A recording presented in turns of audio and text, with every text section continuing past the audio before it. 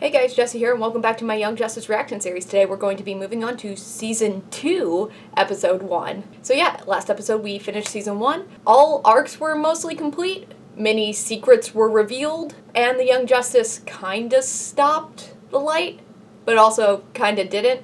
Yes, part of the Light's plan was foiled. They were not able to mind control all of the Justice League for very long, but the Justice League was controlled for just long enough for the Light to start phase 2 of their plan. So yeah, the bad guys didn't really win, but they didn't really lose either. There were a couple plot hooks at the very end of the episode, though, that I think are going to lead into the season.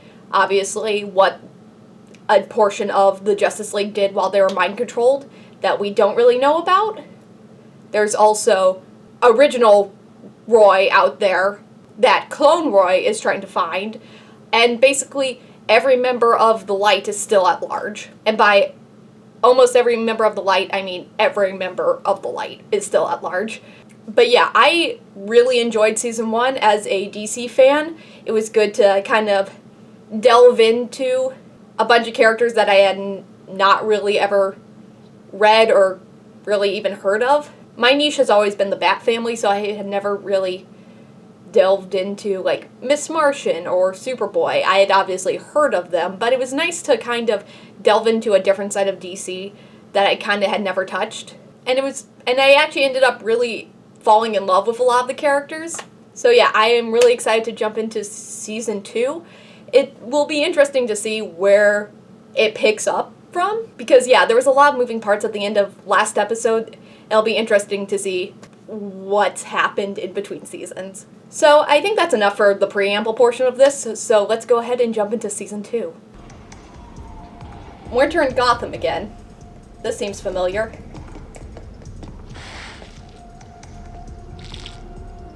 Hey, Superboy. And Clayface! Struggle all you want, kid. Even a Kryptonian has to breathe. Let him go.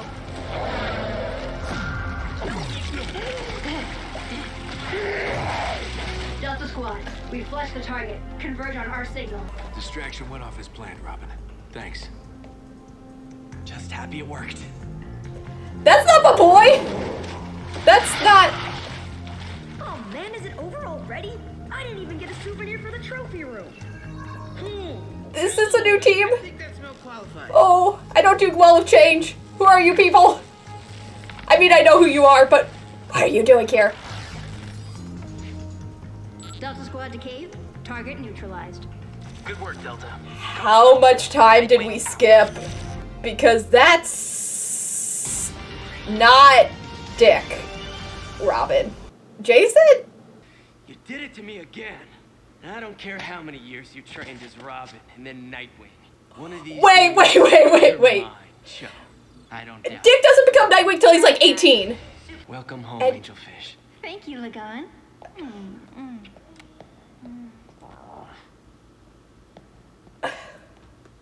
I'm hitting the showers. Freeze!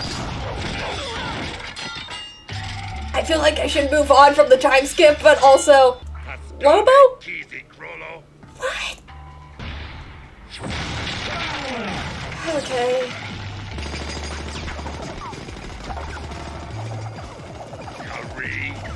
Kareen!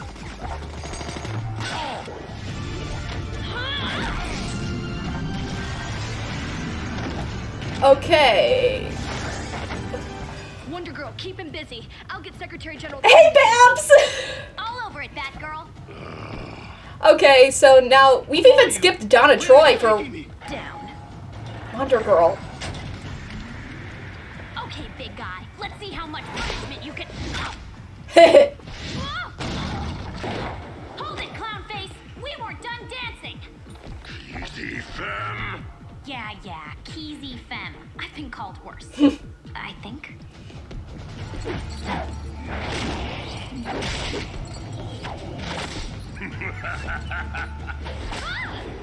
Oh, that would... that looked like it hurt. Clear!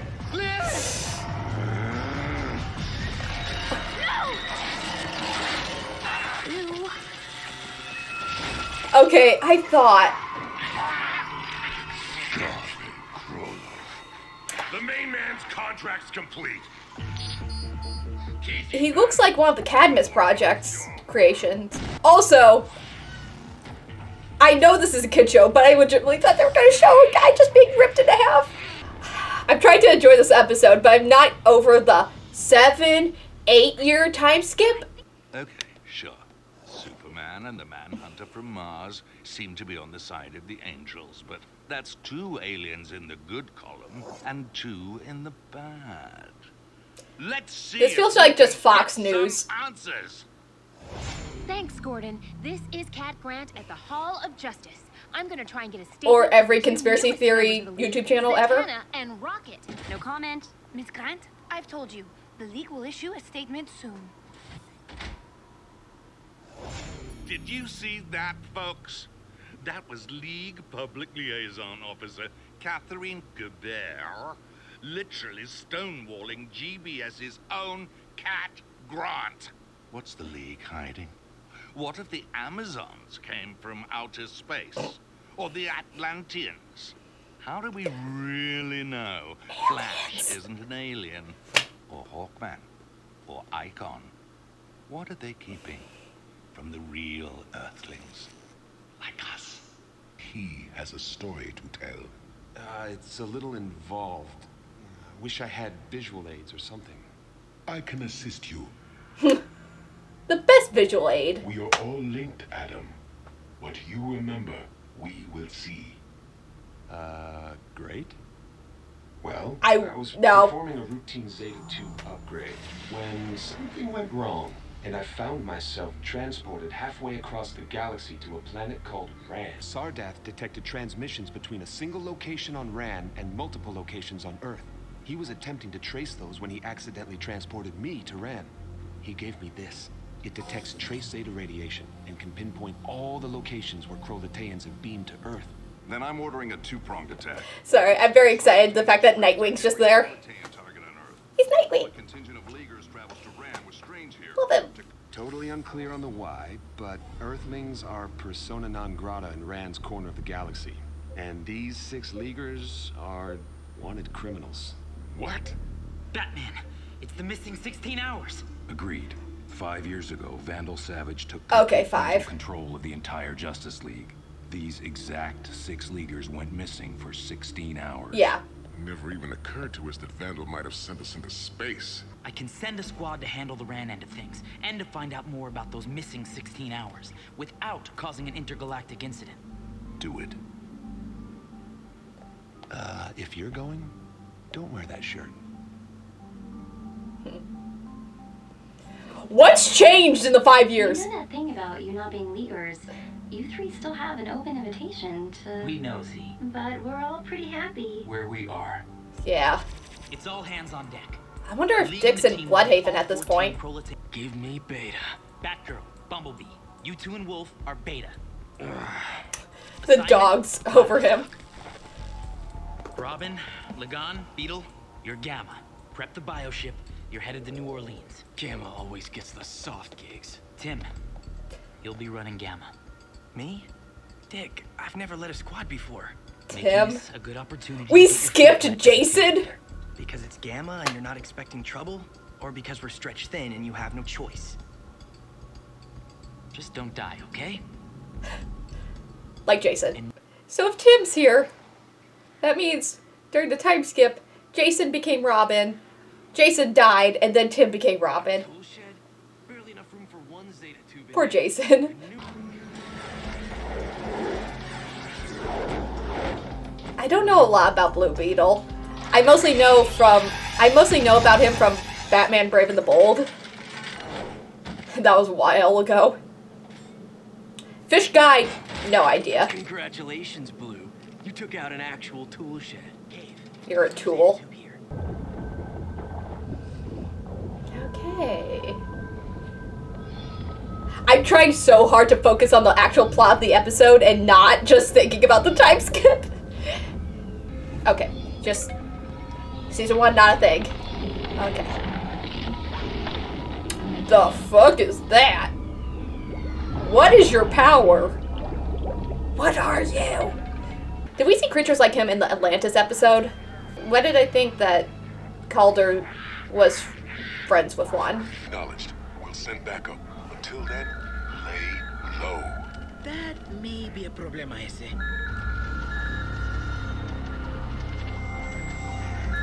Smile, you're on camera.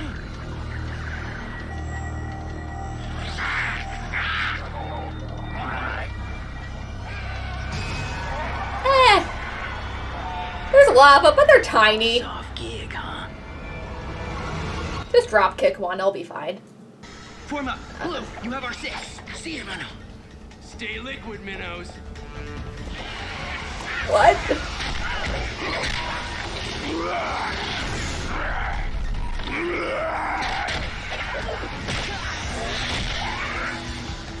I am happy to see Tim, though. My second favorite Robin.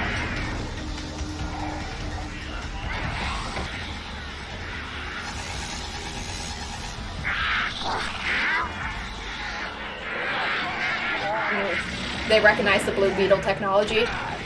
They really don't like you. I'm a little jealous. He said something about sacrificing the playthings below. Playthings? Oh man, the abductees! 3 minutes 30 essay, then boom! And Nightwing said no unnecessary risks to the squad. But this is necessary. Yeah. Below! We have to get below! There! Look. Beetle on point, go! Save the people. I think Dick will understand. It's Robin! The boy wonder. Thank heaven. A boy wonder. More aliens! Hey, we're not aliens. Okay, well he is, but we're not. Blue's an odd little fish, isn't he? I mean, this way! Come on! Yeah.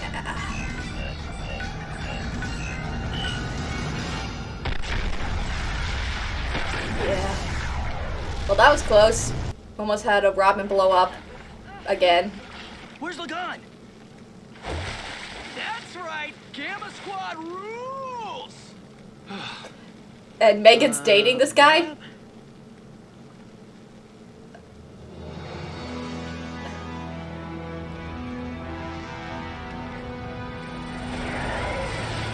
Well, this was a fun amount of backup.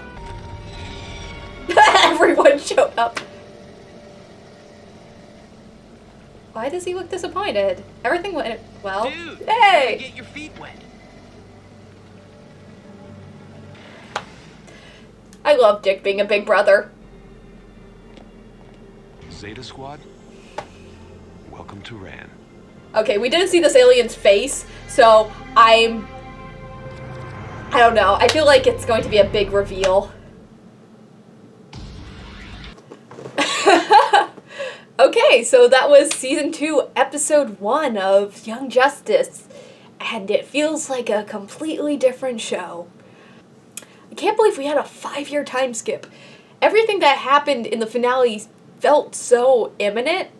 But apparently, all these are very long-term plans and not immediate issues. Don't know how that's possible, but hey, apparently the light really knows how to go into hiding and not do anything for a while. They're nothing if not patient. Okay, so the biggest thing in this episode. Time skip. 5 years. Lots changed. Yeah, I think the biggest thing that's changed is that there's a lot more members of the Young Justice, or I guess the team, to the point where they have subsections of the team. Also, it looks like Nightwing seems to be leading the team, or whatever the team looks like at this point. Yeah, we saw a couple new members of the team in this episode. We saw Beast Boy, who last we saw him was just living on a farm in a made-up country that I can't remember. We had Blue Beetle and the creature from the Black Lagoon, who apparently is dating Miss Martian. I'm kind of upset that in between seasons, Miss Martian and Superboy broke up, because they were such a cute relationship in the first season, and a bunch of the plot revolved around their relationship, and now, oh wow, they broke up off screen? I guess we'll figure out more of that as the season goes on. I hope they address it at some point. But yeah, it looks like Nightwing is leading the team, and didn't think I'd be talking about Nightwing in the show. Because when I started Young Justice, Robin was what? Well, it's been 5 years. Dick becomes Nightwing at 18. I think he was and so there was a 5-year time skip, so he was 13, I think, in the first season. So I didn't think we would get to this point at the beginning of season 2, but here we are. But so he seems to be leading the team at this point, which makes a lot of sense because Nightwing has a tendency to lead these sort of teams. Like, the biggest team he usually leads is the Titans, obviously, but I think that kind of lends itself to this also. But yeah, he's all grown up and a leader, and I don't know how to feel about it because I love Nightwing. Nightwing is my favorite superhero, and that has to do with the fact that I grew up on the Teen Titans. So Robin was always my favorite, and that led into Nightwing later on. So I enjoy seeing him as Nightwing, but also it feels like we skipped a lot, because we did skip a lot. But I'm kind of missing that growth. Because a lot of times when a superhero branches out on their own and takes up a new mantle, you've been with them long enough and it feels earned and it feels like an accomplishment, but we kind of just skipped through all that character progression of him going from Robin to Nightwing, and that goes with everyone else. It might turn out really well at the end, but right now I just feel like this time skip is weird and jarring and very disorienting, because I'm wondering what else has changed. Because we haven't seen Artemis or Wally or Calder in this episode. So where are they? What has changed there? What else am I going to have to get used to when we reveal the other half of the team? And I hope they're a big part of this season also, because they are the reason I really loved the first season. So if we're switching perspectives from the last generation to this generation, I don't know if I'll like that as much, because the reason I liked season 1 was the team and the relationships together, and I don't know these people. So I might end up really loving them, but I want the team that I fell in love with in the season 1, not this new team. Or they're going to focus on both of them, and then that's going to be a lot of people. That's a lot of people. But speaking of Nightwing and Robin, we got a new Robin.